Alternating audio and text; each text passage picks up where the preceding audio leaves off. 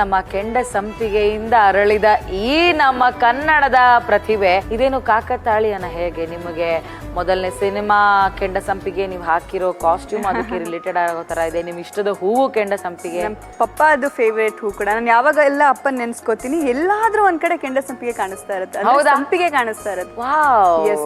ಟಗರು ಪುಟ್ಟಿ, ನಮ್ಮ ಅಡುಗೆ ಮನೆ ಕಾರ್ಯಕ್ರಮಕ್ಕೆ ಸ್ವಾಗತ, ಸುಸ್ವಾಗತ. ಥ್ಯಾಂಕ್ ಯು ನಯನ ಅವರೇ. ನನಗೆ ಸೆಲೆಬ್ರಿಟಿಗಳು ನನ್ನ ಅಡುಗೆ ಮನೆಗೆ ಅಡುಗೆ ಮಾಡಕ್ಕೆ ಬಂದಾಗ ಒಂದು ಮಜಾ ಮಾಡ್ತೀನಿ ಅಂದ್ರೆ ಕಾಲ್ ಎಳಿತೀರಾ? ನಾನು ಕಾಲು ಎಳಿಯೋದು ಬೇರೆ.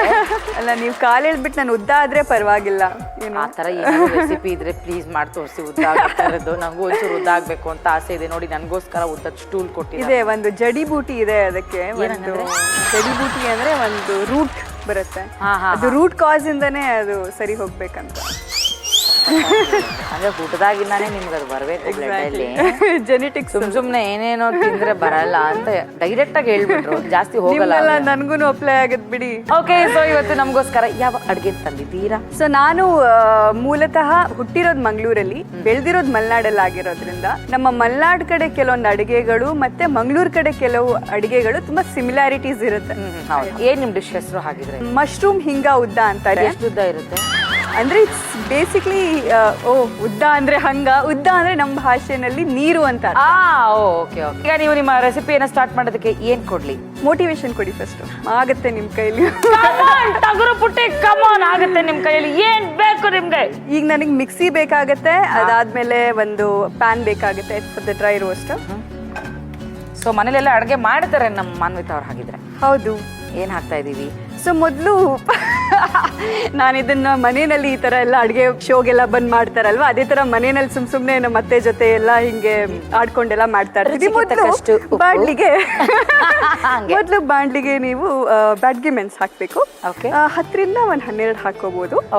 ಇದನ್ನ ನೀವು ಲೈಟ್ ಆಗಿ ರೋಸ್ಟ್ ಮಾಡ್ಬೇಕಾಗತ್ತೆ. ಅದಕ್ಕೆ ನೀವು ವುಡನ್ ಪ್ಯಾನೇ ಯೂಸ್ ಮಾಡ್ಬೇಕು, ಬಿಕಾಸ್ ನಾನ್ ಸ್ಟಿಕ್ ಅಲ್ವಾ.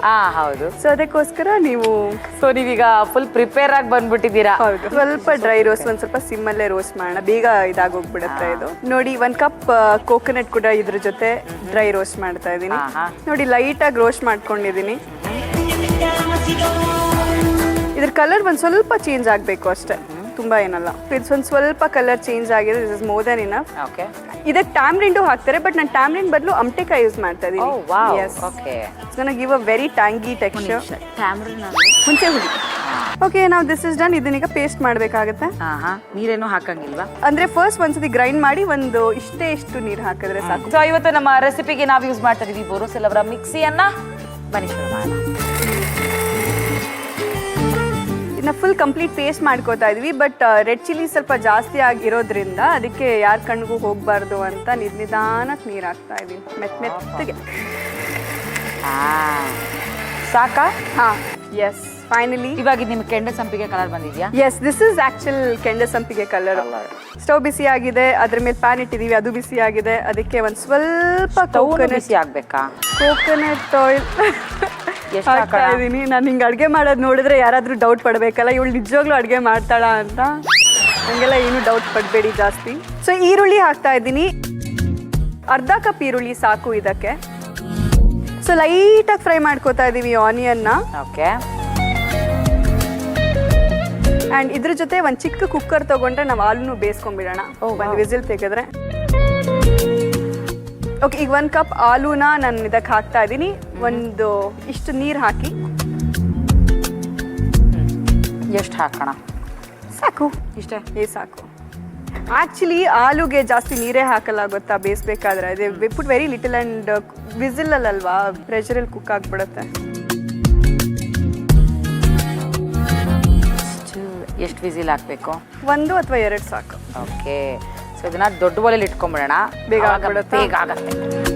ಸೊ ಹೆಂಗಿತ್ತು ಫಸ್ಟ್ ಟೈಮ್ ನೀವು ಇಂಡಸ್ಟ್ರಿಗೆ ಹೆಂಗ್ ಬಂದಿದ್ದು? ನಮ್ಮ ಟಗರು ಪುಟ್ಟಿ ಅವರು. ನಾನು ಆಕ್ಚುಲಿ ಫಿಲ್ಮ್ ಮೇಕರ್ ಆಗಬೇಕು ಅಂತ ಇದ್ದಿದ್ದು. ಅಂದ್ರೆ ಈಗಲೂ ಫಿಲ್ಮ್ ಮೇಕರ್ ಆಗ್ಬೇಕಂತಾನೆ ಇರೋದು. ಸಿನಿಮಾ ಡೈರೆಕ್ಟ್ ಮಾಡಬೇಕು. ಯಾಕಪ್ಪ ವಿಸಿಲ್ ಹೊಡಿತ್ಯಾ? ನಾಟ್ಯಮ್ಮನ ಮರ್ಯಾದೆ ಇಲ್ವಾ ನಿಮ್ಗೆ? ಫಿಲ್ಮ್ ಮೇಕರ್ ಅಂದ್ರಲ್ಲ, ಅದಕ್ಕೆ ಆಗುತ್ತೆ, ನಿಮ್ ಕೈಲಿ ಆಗುತ್ತೆ, ಪೇಷನ್ಸ್ ಇಡ್ಕೊ ಅಂತ ಇದೆ ನನಗೆ. ಸ್ವಲ್ಪ ಡಾರ್ಲಿಂಗ್, ಕುಕ್ ಮಾಡಕ್ಕೆ ಇನ್ನೇನು ಕುಕ್ ಬೇಕು? ಈಗ ವಿಲ್ ಸಿ, ನೋಡೋಣ ಈಗ ಹೆಂಗ್ ಬೆಂದಿದೆ ಇದು ಅಂತ. Good, perfect.